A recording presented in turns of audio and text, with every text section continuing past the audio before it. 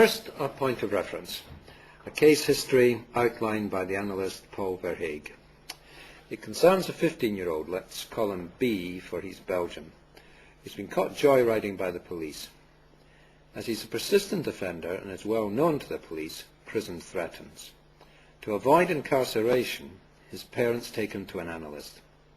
In the first interview, the boy is able to offer no explanation of his behaviour, but information does emerge.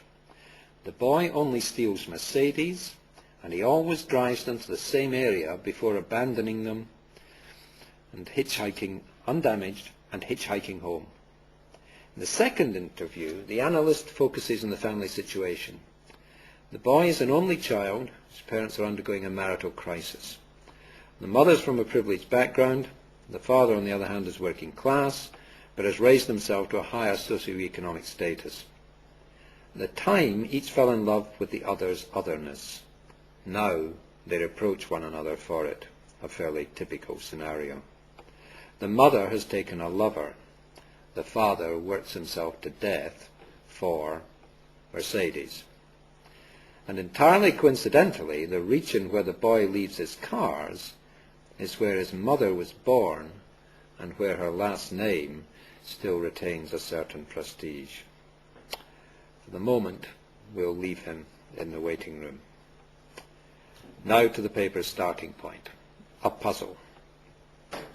Famously, Derrida, perhaps a little impishly, claimed that he felt a greater affinity with the work of Deleuze than with any other of his contemporaries. Now this puzzled me because nobody, to the best of my knowledge, has suggested a similar affinity between Deleuze and Lacan, and yet it long seemed to me that there was an uncanny proximity between Derrida and Lacan. Hence my puzzlement. How, given that Derrida and Lacan were so close, and Deleuze and Lacan were supposedly polar opposites, could Derrida make his claim? One possible solution is that Deleuze and Lacan in their turn are less opposed than the doxa imagines, and it is that possibility that this paper seeks to explore. Obviously, there's no time to fully explain why I think Lacan and Derrida are so close. But as the briefest of indications, recall that for both, the thing in itself steals away. For both, in the absence of the self-identical, there are no identities, only identifications. For both, as the signifier cannot signify itself, no signifier transcends the play of signifiers. This latter point of agreement is crucial. President Bush is apparently fond of citing a Texan saying to the effect that if there's a turtle on a fence post, someone or something put it there. Similarly, Derrida and Lacan insist that an apparently transcendent signifier has been instituted as such. It has been elected and elevated by forces beyond itself. To believe otherwise is to incur a form of self-imposed tutelage.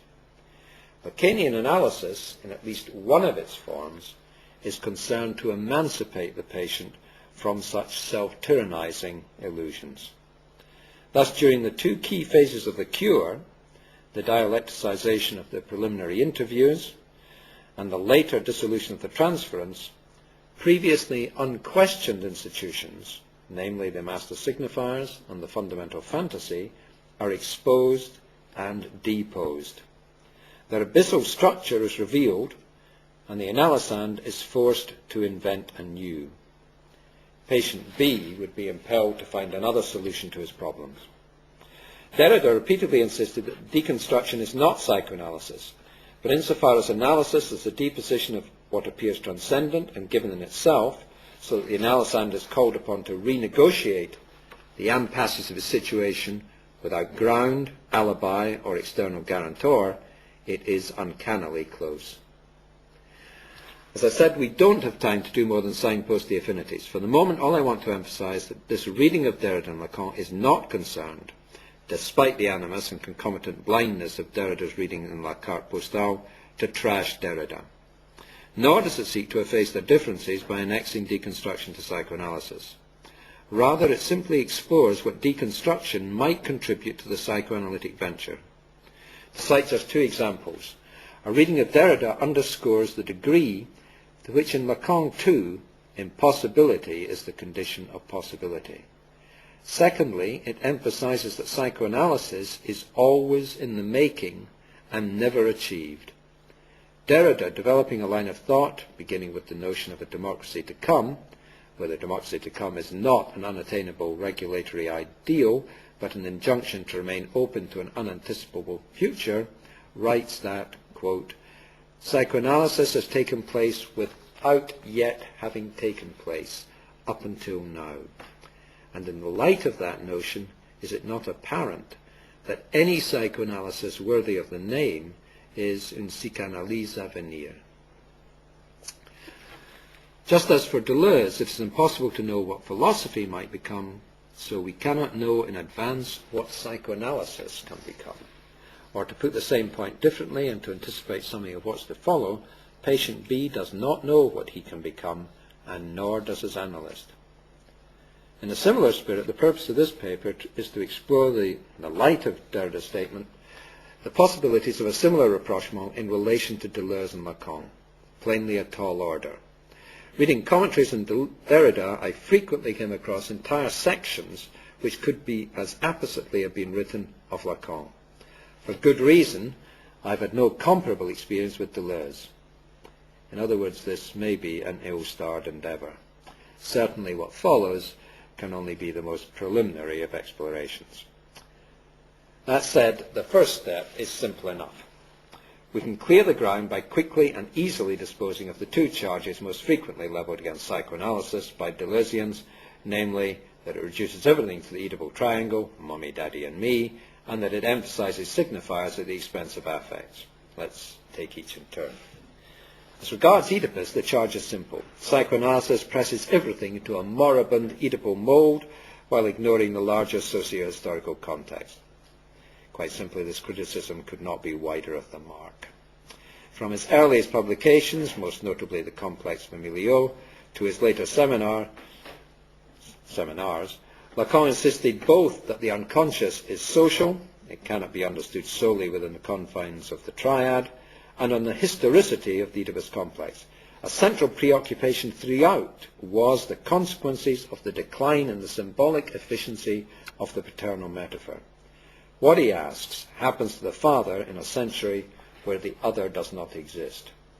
It was his commitment to exploring this question, to considering, for example, whether the name of the father is multiple, which convinced him that the proposed reconciliation with the IPA in 63-64 would come to nothing. Against the orthodoxy of that organization, Lacan wished to explore the new opportunities afforded by the development of the nuclear family, where authority was located in a close family member. What he was examining was the opportunities for subversion and creativity in that situation. Consequently, his seminars were repeatedly called Oedipal notions in question. While perhaps only a practiced reader of Lacan's Muller could discern in Seminar 10 of 1962 Lacan's own anti-Oedipus, Jacques-Alain Muller does actually say that Seminar 10 is anti-Oedipus, that is 11 years before Deleuze wrote his, anyone with eyes to see can find as early as 1953 in the paper The Individual Myth of the Subject, a text Deleuze himself described as beautiful, Lacan's contention that, quote, the whole schema of the Oedipus needs to be criticized. Taking the cue from Lacan's remark that Oedipus is a dream of Freud, post-Lacanians have largely jettisoned anything resembling the Oedipus complex as caricatured by Deleuze. Thus, for Alain Juranville, Oedipal desire is the perspective of the neurotic, a refusal to accept that absolute plenitude is impossible, while for Zizek, the complex, insofar as it exists, is less the subject's confinement within a triad than the, the explosive opening up of the subject onto the social space.